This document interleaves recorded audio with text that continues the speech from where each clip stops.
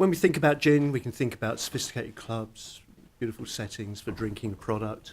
Think about gin palaces, of course, it's like the nefarious side of gin. And we've already heard that the regulations do allow for quite a lot of latitude for gin production.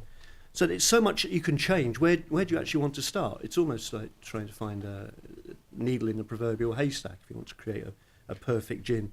So what I wanted to do here was just to nail down some of the variables that are out there. And for the sake of simplicity and cowardice, I'm only going to focus on products made with externally sourced neutral spirit. So I will not be veering into production of alcohol for gin production. So we'll look at neutral spirit, a little bit on botanicals. John's going to follow on from me and talk a lot more about botanicals. No pressure, John. We're going to talk a little bit about still design, the macerate and pot ABV in terms of distillation and botanical yield or oil yields. A little bit on reduced pressure, been doing some digging around on that, and the implications of process modification. Neutral spirit, clearly the base of any gin. You couldn't call it gin, and you could make a product that didn't have alcohol in it, but frankly, it's not worth taking the top off. So I think we'd all pretty much agree that neutral spirit has to be flavour neutral. And the key thing here is that the analysis won't tend to tell you whether that product is flavoured or not, whether that neutral spirit is flavoured. The analysis techniques, the routine analysis techniques, won't really pick up on the flavour active compounds that can contaminate neutral spirits. So something just performs better than something else, but analytically they look identical. So it requires sensory evaluation and monitoring of the neutral spirit at intake, and essentially identifying suppliers of acceptable spirit and managing through the supply chain. Don't wish to breach any secrets here, but my understanding is that neutral spirit, of course, before tax in the UK is about £1 per litre of pure alcohol. Should be odourless and tasteless. Any flavour that's there would have to be managed and controlled and be an integral part of the product. So simple process things like avoiding contamination in storage, hoses, gaskets, rust and so forth. Just try and avoid that where possible. And we also find that neutral spirit from, let's made from grain spirit, maize or wheat, for instance, will have different flavours, different sensory performances. Does that transfer to the final product? What that leads me on to say is that we can source the neutral spirit, but we also have to test its performance either on a small scale or in batches, just to make sure that our gin is tasting as we expect it to be. We're going to put a reasonable amount of cost into the production and the botanicals. We may as well get it right at first go in terms of the spirit. Now, botanicals, probably most evocative part of gin production. Unlike whiskey has this idea of casks, copper stills and all the rest of it. For gin, the iconic aspects, I guess, are around the botanicals if we forget Hogarth for a minute. So the quantity that you're going to use, the quality, fresh, how old they are, what's the oil content, what's the moisture content, the ratio between the botanicals that we'd use in the process, and whether you comminute the sample, whether you crush it or break the sample up in some way, or whether you distill from it intact, can make a difference not only in terms of yield, but in terms of the oil profile coming from the botanical. We mainly desire the oils. There are other things in botanicals, generally not volatile in distillation terms. So if we're making a distilled product, it's only things that are sufficiently volatile, easy enough to evaporate, that we will get into the spirit. And essential oils are a bit of a nuisance. They're sensitive to loss by evaporation and also by oxidation. And some botanicals can actually spontaneously combust when left unattended in large batches. So I'm thinking particularly from brewing days, hops are high in oils, get a little bit of moisture in there, fungal growth, and you've lost a warehouse full of your botanical. So something, not sure juniper's ever done that, but I'm not sure there's been a study.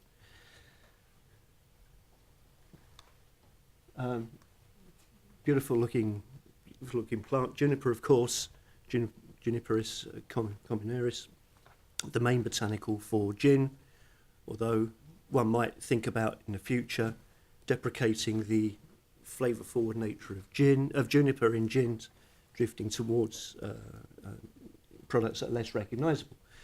But nonetheless, we can prepare by distillation of water and ethanol, either alone or with other botanicals. And if we're monitoring those, keep reference samples of those distillates for comparative purposes. And the things we want to avoid are these sort of piney, fishy odours. We'll have a look at that, and we could end up rejecting samples on that basis, but we'll hear more about that later. And a softer aromatic character, less, that should be an alpha pinene. And this is self-explanatory, so I'll just go through this. We have here, it's one of my students, he's now ex-student, Gerald Evans. I think he's been unavoidably detained at work. He now works at Sipsmiths. It's part of his research project. This is basically chromatograms. This is time against concentration, roughly speaking. And just look at the black line here. Every peak represents at least one oil component. And what we have are the snappily named monoterpenes at the front end, more volatile, they come off sooner. They've got 10 carbon atoms, and these are the things that give you some of those piney, resinous aromas.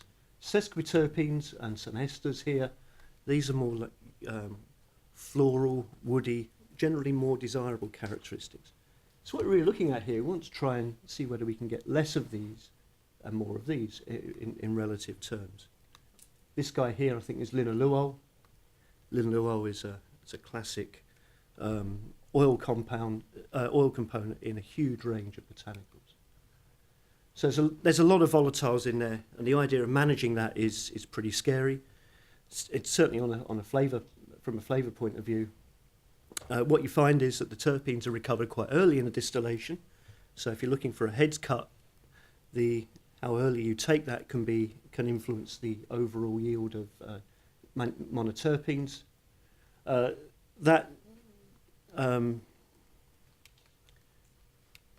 This one here, this is a range of different fractions, but this chromatogram represents juniper from that well-known botanical supplier, Morrison's.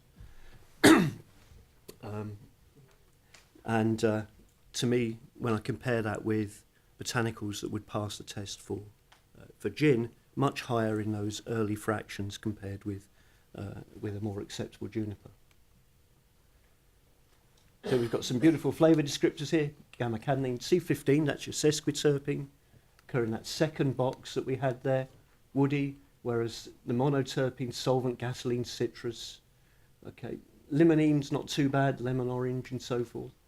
But you can see you've got quite a range of flavour descriptors here. This is one you don't really want, alpha and beta pinene, try and avoid it. Balsamic, must, spice, beta myrcene.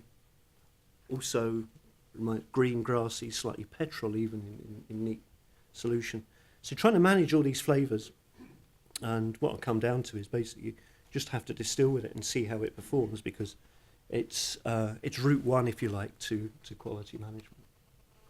Coriander seeds, beautiful little things. If you ever pull apart a coriander seed, you'll find there's a little stem inside it, and it's that little stem, it's almost like a hair. If you chew it, that's where virtually all the aroma comes from in coriander seed. The rest is just starch and husk. Mind you, shelling and decoring coriander seeds one by one. I just had a student do that. She's just started speaking to me again. We only wanted 5 grams. It took 5 days. Well, not quite, but the flavour develops during drying. I'm interested to know why there is such a concentration of those volatiles in that core. Something we'll probably try and look at later date. And we tend to get as we dry, we tend to get floral, spicy, sage, citrus, woody, and so forth. And we've got a nice range of positive flavour attributes, linalool oil, geranyl acetate. Now what I've done here is I've put down some of the typical compounds that you would find in coriander seed distillates, but the real point here is to flag up those in red, and they're the ones that you find readily in juniper. So where I'm getting to here is that a botanical doesn't have a unique complement of oil compounds. A lot of these will occur in other botanicals, hops, and so forth. So it's about the balance between them. And so if you're trying to manage citrus flavours, it's not just enough to do it through juniper. Of course, we know coriander as a citrus and lemony note to it. But there are contributions of key flavours from the same flavour from a range of botanicals, just if I didn't want to complicate it any further. In my defence, I don't try and make things complicated just to keep myself in work, although that has been levelled at me in the past. Angelica, of course, we start to see lemon, wood and herbal flavours again, so we're getting to the point where we've got similar flavour compounds distilling out. We've got some other interesting ones here. Philandering apparently acts as an insect repellent. I suppose if it repelled mosquitoes, that would actually complement the quinine in tonic. Orris root create really dried iris species. The juice itself apparently is quite toxic, so you want it dried and you want to distill it. They call it a fixative, add structure to the liquid. Struggled with that a bit as a apparent scientist, so been digging around a little bit. Didn't really get very far, but Gerard found this is a rather noise. This is just baseline noise. This isn't any particular peak. Maybe that is there. We came across this chap. Doesn't look very impressive. That's something called alpha ionone. Alpha ionone. Anyone ever eat Parma violets as a kid? That's the impact character, and there's not much of it, but it's really flavour active. It comes from the breakdown of carrots, so sometimes if you eat old carrots, then you will start to get this slightly violet flavour. That's some alpha ionone being formed through the degradation of the orange stuff that's in carrots. So, we don't know, but this is likely to be flavour active even at those low levels. So is that a contributor to fixation or not? I don't know, but quite interesting. And of course we have other botanicals as well. I'm not going to go into those simply because you've got someone far better qualified to talk about that than me coming up. So of course you talk to most distillers. Still design is critical to the performance in the still house. We're talking about distilled gins here, so we're relying on redistillation botanicals with neutral spirit and water, whatever the ABV is. There's no general advantage, I don't want to tread on any toes here, no general advantage to inclusion of plates. What they will do is give you more rectification, better separation of ethanol and other volatiles. So you have to be a little bit careful that you don't rectify out some of your oil compounds. Of course, if you're making your own neutral spirit, you will need plates. You won't do it in a pot still.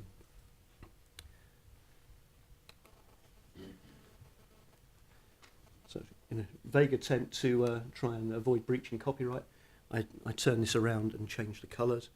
Apparently that's a grey area, just like the picture. Of course, we can distill botanicals straight from a macerate. So we're taking the oils from the liquid phase, passing them over and collecting them in the condensate. That's absolutely fine. There's a heat load aspect to that because, of course, that pot's going to be, depending on the ABV, it's going to be boiling at 80 up to 90, depends how far you carry on with your collection. Not quite warm, and I'll come back to that a little later. Or we can use a card head arrangement, so carefully lay out our botanicals and pass the vapour that comes from the pot through the botanicals, stripping away the oils.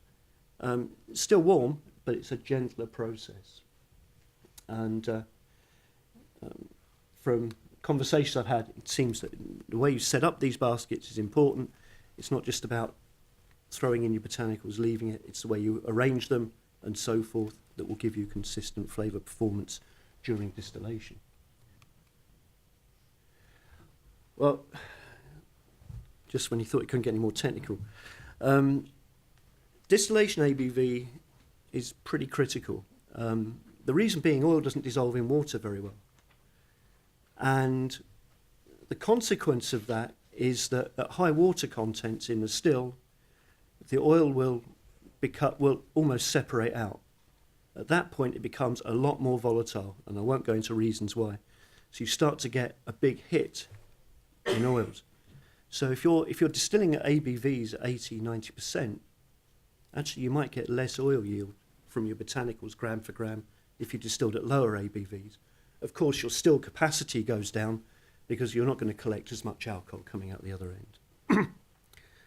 end. So the maceration alcohol high will solvate the oils. If you then dilute down and distill, you will get more oils out of the botanical. But more is not necessarily better. It's how it performs on the flavour that's important afterwards. So the other thing to note is that you could take a purist approach and a blending approach. I'm going to distill each botanical and then blend. Actually, what happens is you get less oil yield than if you put everything together, because it's the mass of oil that you've got in a pot per unit volume that will give you greater oil yields. I can explain it a little more detail over coffee or a drink later. I prefer a drink. When you do add ethanol as well to water, it reduces its surface tension. That means that the liquid penetrates into the botanical more easily. So again, it gets in, it can solvate better and so forth. How important some of these variables are? Well, you can imagine there's quite a lot of work to do there. It's something we want to start chipping away at and seeing how sensitive gin production is to some of these considerations. Now, debate goes back and forth on working at vacuum. Actually, as a slightly anally retentive scientist, I would say partial vacuum, because it's not vacuum, unless it's absolutely pretty much zero, outer space sort of level. If you reduce the pressure, you reduce the distilling temperatures. Less heat input, and maybe protect some of the delicate botanicals, will also affect the flavour profile of the other volatiles coming out. So there's some positives there, some negatives as well, some energy costs. I think Oxley condense at minus 100. There is a cost to increasing temperature, there is a cost to decreasing, and minus 100 is a significant refrigeration requirement. And of course, you need a pump to pump out the still. Not only that, the still has to be airtight. Otherwise, you can pump as much as you like, but you're not going to reduce the pressure. And I seem to remember from my days working for the HSE 30 years ago that you would have to get that pressure regulated, as well, pressure tested and certified as well by those very helpful health and safety executive people. Some interesting things about low pressure. If you go down below 0.1 bar, 76 millimeters of mercury, something like that, however you want to phrase it, you actually can lose the azeotrope. You know, when you're distilling neutral spirit, it stops at about 96. You get a constant boiling mixture. You cannot get any higher than that because the vapor pressure, the vapor composition is the same as the liquid. If you reduce the pressure, gradually the ABV goes up. And actually, by the time you get to 0.1 bar, you can get complete separation, in principle, of ethanol from water. So that could be an advantage. There has been some studies on this, more from the biofuel industry, as to whether that's competitive compared with using things like molecular sieves for removing adventitious water from fuel streams. The other thing is that if you look at the boiling points as a function of pressure, by the time the boiling point of ethanol at 0.1 bar is 30 degrees C. So again, having come to London, that feels like ambient. It's not ambient in Scotland, but it's certainly been pretty warm since we've been down here. So 30 degrees C, that's not much above room temperature. So you've got a good chance of protecting your botanicals. And as well, going to get some different volatile profiles. Now, at the risk of causing a mass walkout, I'm just giving you one example. This is some work that was done in Oregon State University. A friend of mine, Max Deinzer. This is an typical oil compound, caryophyllene oxide. This was actually done in hops. pH 4, not too far from gin pots. Reflux for 3 hours, so boiling for 3 hours. Look at all these different compounds that are formed and the flavour descriptors. Start with cedar and lime, cedar floral, lemon cedar, lime, lime spicy, cedar herbal. So thermal degradation is fine as long as you control it and it's consistent, because you'll get the same flavour. But if not, you run the risk of variability in the flavour performance of your final gin. So what can we do in terms of process modification? We can change botanical profile. That's not too tough. Whether you get what you want out at the end of it is something else. Manage botanical quality, subject to the supply and the supply chain. Manage GNS, that's pretty straightforward. We're doing some of that actually in India. It seems to be a bit of an issue there. Control the ABV reasonably tightly in maceration and in distillation. And these are all pretty straightforward things that you can do by just changing your operating instructions. But less easy to change still configuration, particularly if you want to go onto partial vacuum. You must want to build a new one. And I would suggest probably, I don't have any figures, but I would expect that to come at an increased cost. Up. How do I do this? Oh yeah, back. Excellent.